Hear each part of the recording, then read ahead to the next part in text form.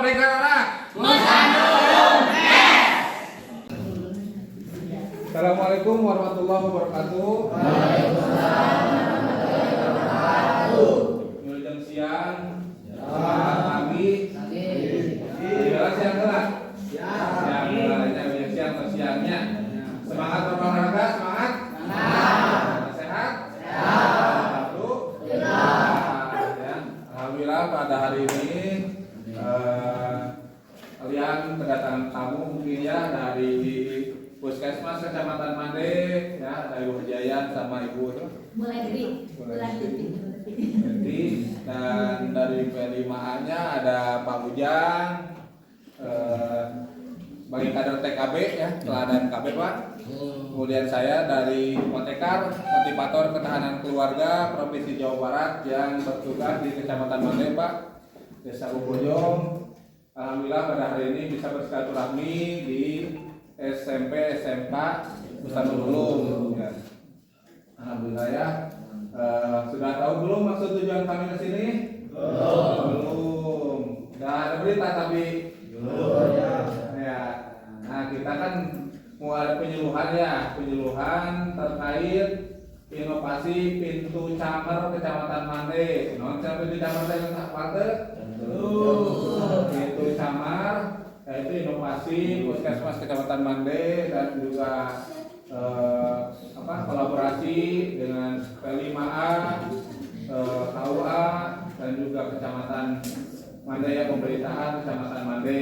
Itu pintu camar itu adalah penyuluhan terintegrasi cegah menikah usia remaja ya. Kenapa harus ada penyuluhan? Karena sampai saat ini yang namanya pernikahan anak di bawah umur itu tidak baik, betul ya, tidak baik, kurang baik dan banyak resiko ya. Dan sampai saat ini saja hampir 2.000 angka perceraian anak. Anak sudah mengajukan gugatan perceraian. Ya, di Cianjur yang terbanyak Pak, di Tasik Pak, di Tasik ya, angka perceraian sampai sekitar 5.000 ya. Di Cianjur saja sekarang kemarin informasi dari Pengadilan Agama yang sampai saat ini sudah ada yang namanya sudah disahkan dilegalkan ya, yang namanya perpisahan perceraian itu ada 3.700 orang. Ya, perceraian itu sekarang terdata sampai hari ini ya, kemarin dari Pengadilan Agama gitu. Nah, dalam wacana kita mencegah angka perceraian, mengurangi angka perceraian dan juga mencegah dampak negatif pernikahan anak ya, karena bukan tidak mungkin dengan perkembangan hari ini, perkembangan medsos, era digital dan informasi ya, banyak anak-anak yang menikah usia muda ya. Itu tadi katanya tidak baik. Betul, nah itu tidak baik. Coba ada yang bisa menjelaskan kenapa pernikahan anak tidak baik? Ayo, Kak, coba tanya dulu. Kalau remaja itu usia berapa tahun sampai berapa tahun? Ada yang tahu? 20 saya katakan. Ada anak-anak yang namanya anak itu usia berapa sampai berapa tahun? 2 bulan.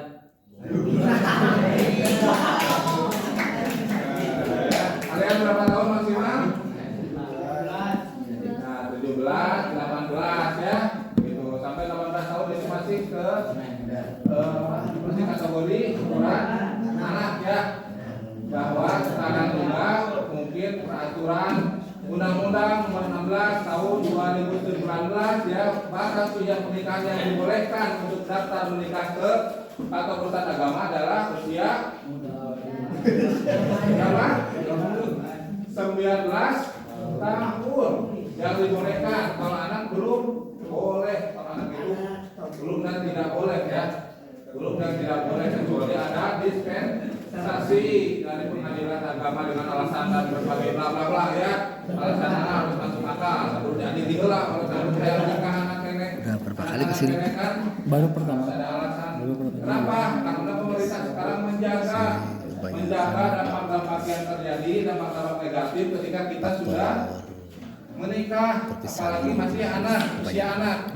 Hampir 90. Ya, banyak risikonya. Karena masih usia anak sampai 18 tahun, 19 tahun itu kan usia sampai SMA ya, betul nggak? Sampai SMA yang namanya anak masih kena jadi sifat kolot tuh. Masih bisa jadi kalau tua tuh. Bapaknya itu jadi. Berarti Hampir semua Mas. Itu pasti Bapak lah. Siap. Gawe nganafkahan istri salah satunya itu ya, salah satunya itu dampak pernikahan anak ya, dampak negatifnya. Yang pertama juga kita masih usia sekolah. Kalau kita memaksakan diri untuk menikah di usia anak, berarti harus berhenti sekolah. Putus sekolah, putus sekolah tahun-tahun putus tengah jalan, ijazah boga, dan ijazah teh ayo nama kudu sebagai syarat lah lamaran. Hanya lamaran kerja perlu boga ijazah, tetap ditanya lulusan mana ya, tetap kan gitu. Keluaran misalnya SD nya da atur dari kapabrik moal ditarimanya. Misalnya SD SMP ya. SMP pun kan enggak diterima. Nah, harus dipikirkan sejak dini, pikirkan kita langkah-langkah apa yang akan terjadi ketika kita punya tujuan ingin menikah di usia muda ya. Sekarang pemerintah itu betul-betul mewacanakan mengurangi angka perceraian usia muda. Betul, dan memang itu nyata adanya ya. Bapak aja tahun kemarin hampir ada 5 kasus ya menikah usia muda ya. Kemarin Pak, kebetulan kita mendampingi kasus-kasus anak yang misalnya hamil di luar nikah, ya Pak ya, beliau sudah diinginkan, masih usia remaja dan sebagainya, gitu.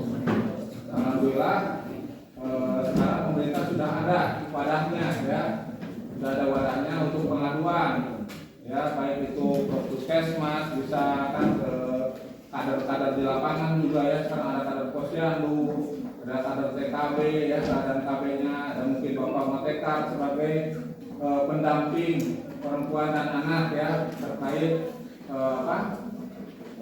kasus-kasus anak, keluhan-keluhan anak ya, gitu. Banyak yang terjadi. Nah itu. Terus apa lagi risiko pernikahan anak apa? Selain putus sekolah. Tadi yang kata apa? Harus memberi nafkah pegawainya. Yang namanya suami yang harus tanggung jawabnya. Jangan tahunya positifnya, enaknya, enak senang menikah tepat. Ya, aduh ya rencangan boboknya. Ayah minum hamam ya. Kalau bukan duit itu teh. Ya, jangan boleh beas, bener teh. Ya. Lamun teh belajar mulai risiko kumaha bareng masa tahunnya. Karunya istri kurang, nah gitu ya, harus kita seperti itu. Harus kerja. Nah untuk kerja pun kan kita harus memikirkan, kita kerja lihat orang tua kita kerja itu tidak mudah, mendapatkan uang itu tidak mudah. Berjuang dari pagi sampai sore mendapatkan uang untuk membeli sesuatu nasi teh. Ayu nama susah, ya anu susah, bobari maksudnya. Nah bobari kan itu dengan ilmunya masing-masing ya. Tetap dengan kalian masing-masing, bagaimana ya dapat mendapatkan uang seperti itu. Nah, terus untuk masalah kesehatan ibunya ya, kalau misalnya menikah otomatis akan hamil ya. Kalau ada melahirkan itu risikonya risiko kematian ibu dan anak. Kalau usia penantian usia di bawah 18 tahun pas melahirkan itu risiko kematiannya tinggi ibu dan anak karena reproduksinya belum stabil ya, belum stabil. Itu juga ya buat ibu-ibu, ini calon ibu-ibu ya dipikirkan ya. Akhirnya misalnya sekarang Pak Bos ini kan ngomong keren hari kenal mah rasa kenal ya, kenal rasa, tapi kita tahu batas batasan ya. Batasannya seperti apa kan mulai orang ngaraos di lemburnya. Dan agama kumaha cenah urang? Ingatan aja aturan batasan laki-laki dan perempuan ya. Nah itu.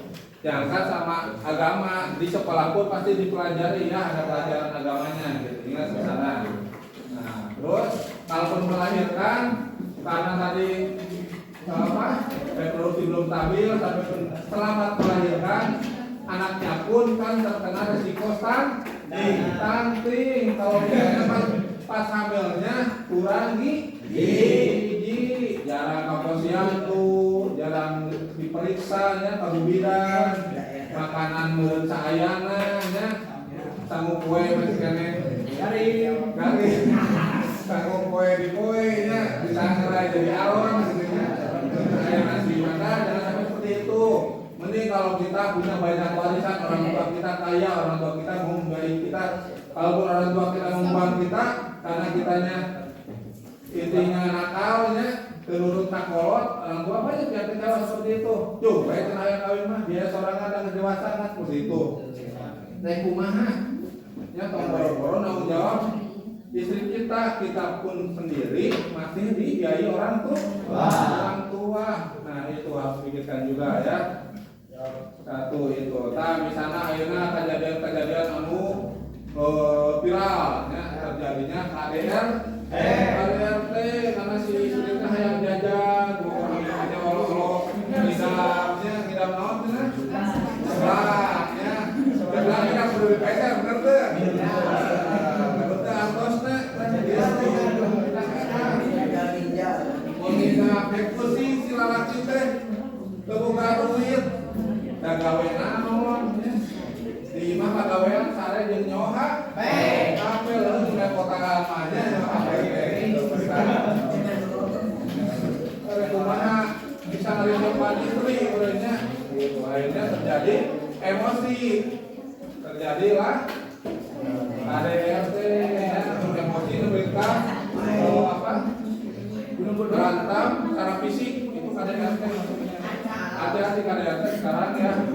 Ada pidananya walaupun anak tetap ada pidana ya, kekerasan terhadap anak juga masuk juga. Sekarang terjadi pembulian sekolah ya, hati-hati ya anak-anak kalau membuli teman-teman. Bahkan kemarin aja ya ada yang kasusnya dijantung karena MPLS kemarin sampai ada yang sakit dibully.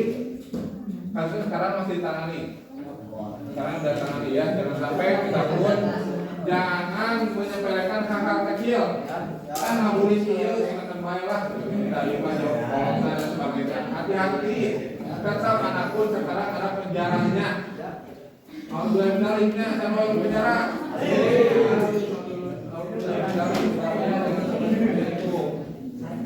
Nah, sudah kan tahu risikonya bahaya pernikahan anak. Ya, sudah tahu kan? Tadi apa cenah kalau di sekolah apa? Bakal kalau mereka usia sekolah di sekolahnya bakal putus sekolah dikeluarkan ya. Terus kita sebagai laki-laki harus bekerja. Terus ibu-ibu kalau melahirkan bisa angka kematian ibu dan bayi itu lebih dekat. Anak itu lahir bakal terkena stunting ya. Dan duit kurang di sana sih. Awe ngomel-wae kan kusinya karena buka duit tarik jam nyoha we terjadilah ribut pada RT. Nah seperti itu ya. Mungkin dari Bapak sekian, mudah-mudahan bermanfaat bagi kalian. Ngerti kan? Ya, mudah-mudahan bermanfaat bagi kalian. Dan untuk selanjutnya mungkin ada dari rekan-rekan Bapak dari Puskesmas, dari TKB, Pak Ujang, menjelaskan hal selanjutnya. Terima kasih. Wassalamualaikum warahmatullahi wabarakatuh.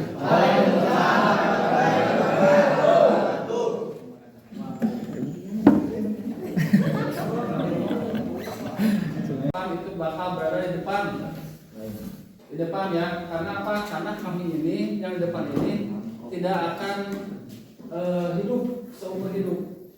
Jadi kami bakal pensiun. Nah, ketika kami pensiun, siapa yang mengurusnya? Yaitu adalah remaja remaja dari bagian adik-adik ini.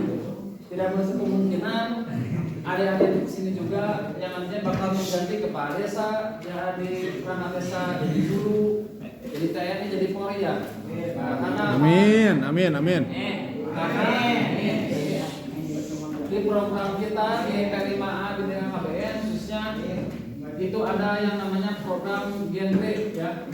Ada yang tahu genre atau yang pernah dengar tentang nama itu? Tacan. Nah, kalau misalkan memang Tacan pernah atau misalkan belum pernah lihat, genre itu adalah singkatan yaitu generasi berencana. Nah, ada yang tahu disebut remaja itu usia dari berapa ke berapa? Ada yang tahu? Nanti kalau misalkan ada yang bisa tebak, nanti Pak Yusuf pasti dicoklat. Ada yang tahu remaja itu dari usia berapa ke usia berapa? 18, 20, 30. Kan tadi udah dibilang tadi, masa lupa?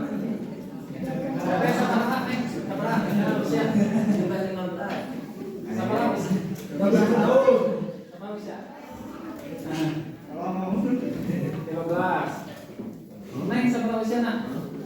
12. Sama usia nak? 12.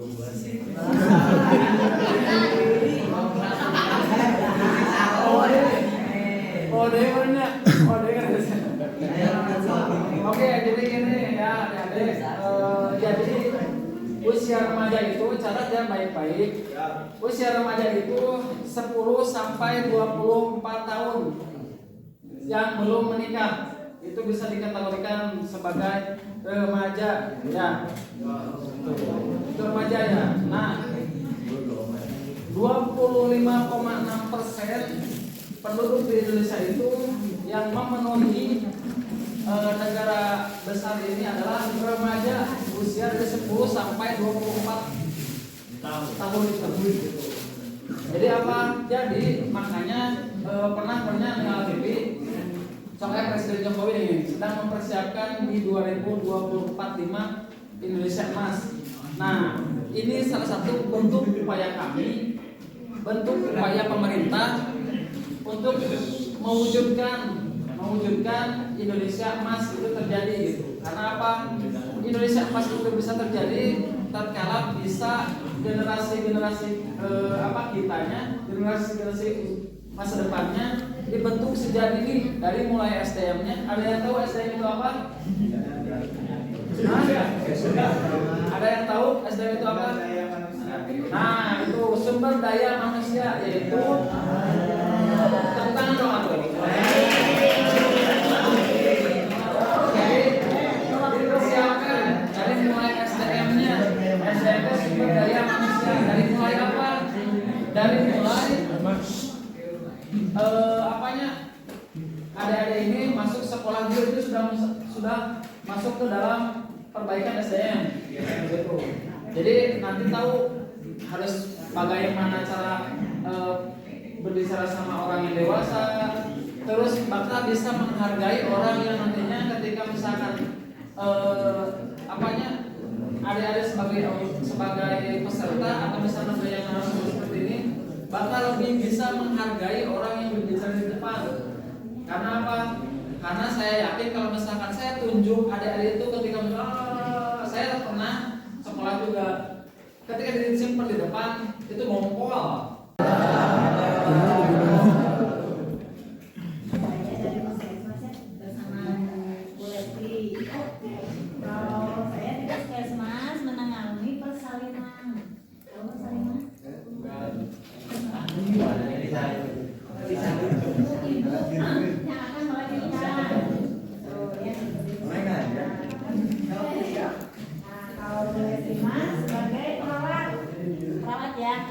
Kalau misalkan ada yang sakit, ada yang dirawat, berarti yang merawat di puskesmas ya.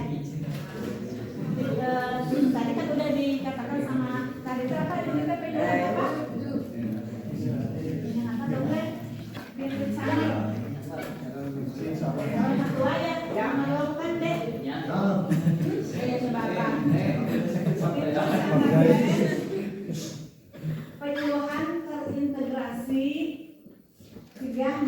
di usia? Kalau misalkan yang bagus menikah di usia berapa tahun?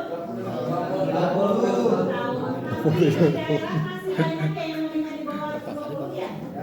Baru Kalau di daerah Pak? Banyak ya. Kalau menikah di bawah usia muda, biasanya pernikahannya kayak mana?